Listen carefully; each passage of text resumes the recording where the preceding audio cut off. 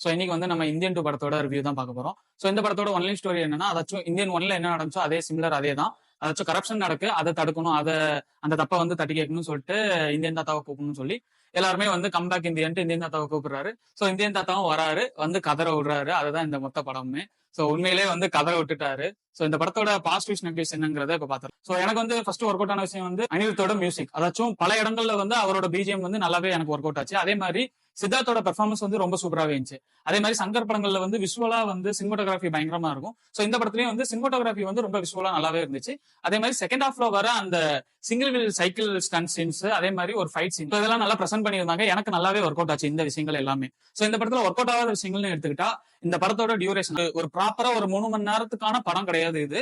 3 மணி நேரத்துக்கான கதை கிடையாது. சோ இதை தாண்டி வந்து மேக்கப் வைஸ் பார்த்தா கமலோட மேக்கப்பே வந்து ஒட்டாத மாதிரி இருந்துச்சு. ட்ரைலர்லயே எல்லாரும் அதை தான் கம்ப்ளைண்ட் பண்ணிட்டு இருந்தாங்க, என்னடா இது ஒரு மாதிரி ஆர்டிபிஷியலா இருக்கு. சோ அந்த மாதிரி ஒரு இடத்துல வந்து